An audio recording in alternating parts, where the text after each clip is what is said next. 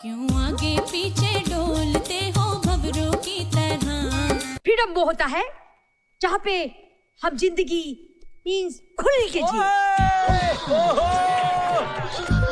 दोस्तों, बॉलीवुड में अभिनेत्री बनने का सपना लेकर कई लड़कियां मुंबई सपनों की नगरी आ जाती हैं, पर यहां आकर उन्हें पता चलता है कि अभिनेत्री बनना इतना भी आसान काम नहीं है। जी मैं फोटोग्राफर हूँ। तुम हमारा मॉडलिंग का फोटो शूट निकालेगा?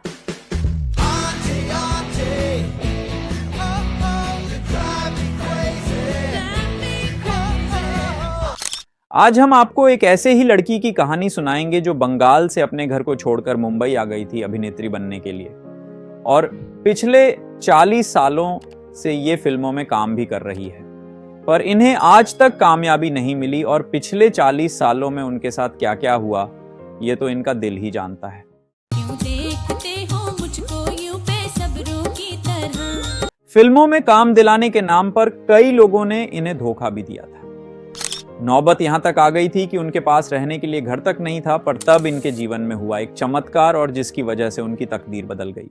मेरे बच्चों का अंतिम संस्कार भी नसीब होने नहीं दिया। क्या खाक करेंगे?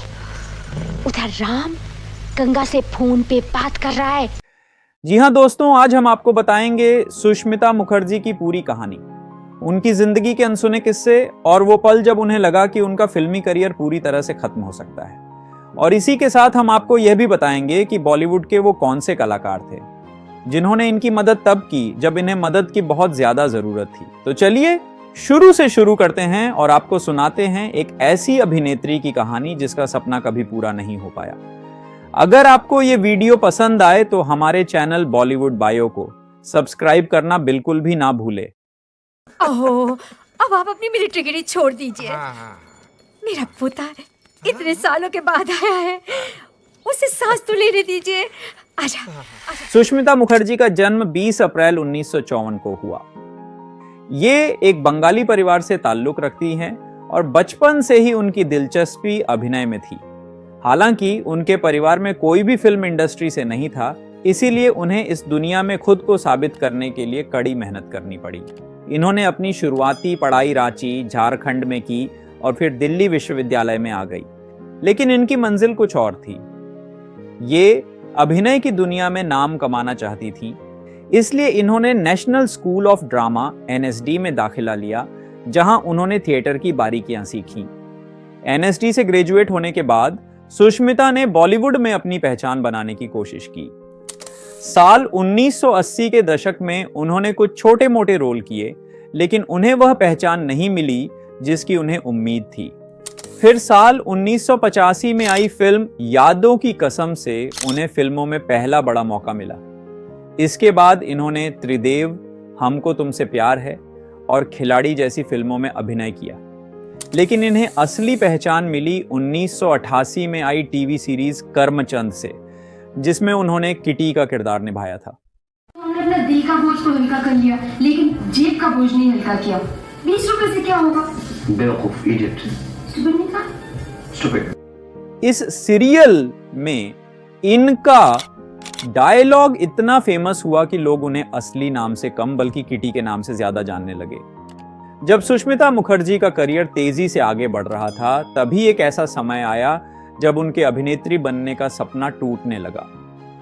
1990 के दशक में फिल्म इंडस्ट्री में युवा अभिनेत्रियों का दौर शुरू हो गया और निर्माता निर्देशकों ने पुरानी कलाकारों को साइडलाइन करना शुरू कर दिया।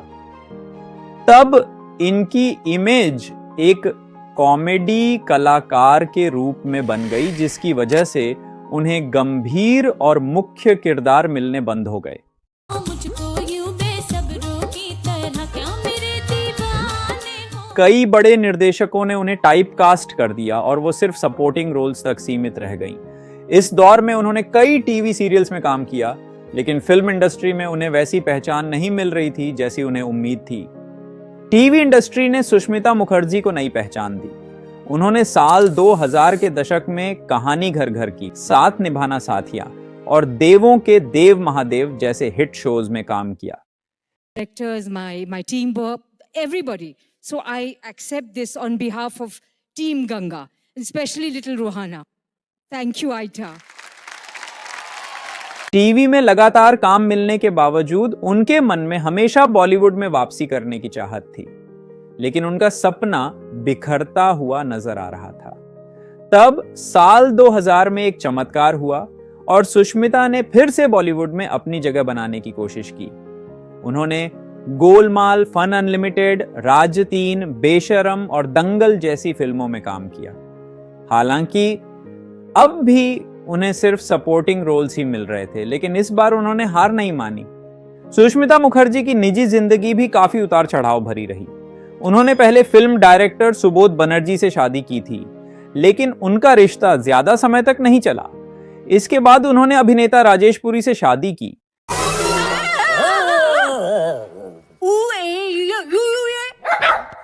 तुम मेरे पीछे पीछे क्या घूम रहे हो? मैं सोने जा रही हूँ, तुम भी सो जाओ इस सकरू के साथ। लेकिन क्या आपको पता है कि उनके जीवन में एक और बड़ा झटका आया था, जिसकी वजह से ये उन दिनों सुर्खियों में भी आई थी। दरअसल इन्होंने अपने करियर में एक किताब भी लिखी थी जिसका नाम था मी एंड आई, जिसमें उन्होंने अपनी जिंदगी के संघर्ष और अनुभवों को शेयर किया। इस किताब में उन्होंने फिल्म इंडस्ट्री से जुड़ी कई बातों का खुलासा भी किया था।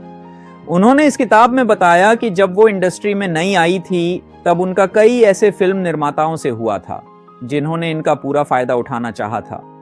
तब उनका साथ टीवी इंडस्ट्री के लोगों ने दिया था और उनके अंदर के कलाकार को काम भी दिया था।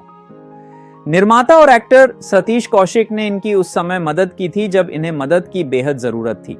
अपनी किताब में इन्होंने ये भी बताया था कि एक्टर आमिर खान ने भी इनकी बेटी की जान भी बचाई थी। दरअसल इनकी बेटी एक गंभीर बीमारी से पीड़ित थी, जिसके इलाज के लिए इनके पास पैसे नहीं थे। तब आमिर खान और सतीश कौशिक ने इन्हें काम भी दिया था और उनकी बेटी के इलाज के लिए पैसे भी। पप्पू पेजर बोल रेला हूँ, ए झंटूले झटक ज्यादा ना मटक और मेरी बात गले में सटक। दोस्तों, सतीश कौशिक साहब आज हमारे बीच नहीं है, लेकिन इनके जैसा कलाकार और फिल्म निर्माता कोई और नहीं था। इन्होंने भी गरीबी को काफी करीब से देखा था, जिसकी वजह से इनसे किसी का दर्द देखा नहीं जाता था। हमने इनके भी जीवन पर भी एक खास वीडियो बनाया है जो आप सभी को बेहद पसंद आएगा। हो सके तो आप उस वीडियो को भी जाकर जरूर देखिए। ये है नया extra free flow refined iodised captain cook नमक। कहां से ले आते हैं। और ये है आपका मनपसंद नमक। तो आइए देखें आपका मनपसंद नमक आपका मनपसंद क्यों है। इसकी क्वालिटी इतनी बढ़िया है कि आपका हाथ साथ न छोड़े। कितना वफादार। और इसकी तो ठीक है, आहा, इतना सूखा और बिल्कुल चिपचिपा नहीं। सुष्मिता मुखर्जी सिर्फ एक अभिनेत्री ही नहीं बल्कि एक सामाजिक कार्यकर्ता भी हैं। वो महिलाओं के अधिकारों और शिक्षा से जुड़े कई संगठनों के साथ काम भी करती हैं। उनका मानना है कि सिनेमा सिर्फ मनोरंजन का माध्यम नहीं बल्कि समाज में बदलाव लाने का एक जरिया भी है। तो दोस्तों, ये थी सुष्मिता मुखर्जी की कहानी। एक अभिनेत्री जिसने संघर्ष किया, सफलता पाई, करियर में उतार चढ़ाव भी देखा, पर फिर भी इन्होंने हार नहीं मानी। उनका सपना कई बार टूटने की कगार पर पहुंचा, लेकिन उन्होंने कभी भी उम्मीद नहीं छोड़ी। आज भी ये फिल्मों और टीवी में काम कर रही हैं और अपने शानदार अभिनय से दर्शकों का मनोरंजन कर रही हैं। तो फिर सारी कुतिया कहाँ चली गई होगी? अशोक बंसल के घर तो नहीं गई? वहाँ कैसे जा सकती है? वो तो खुद ही उसे यहाँ आकर के फेंक गया। तो फिर मिस्टर अशोक बंसल, अभी मैं तुझे ऐसा मजा चखाऊंगी कि जिंदगी भर किसी अनाथ पर तरस नहीं आएगा तुझे। अगर आपको ये वीडियो पसंद आई हो तो लाइक करें, कमेंट करें और हमारे चैनल बॉलीवुड बायो को सब्सक्राइब करना ना भूलें। हम मिलते हैं एक नई कहानी के साथ अपनी अगली वीडियो में। तब तक आप अपना और अपने परिवार का ख्याल रखें। क्यों देखते हो मुझको यूं फ्री फ्लोइंग है, कभी रुक कभी चल।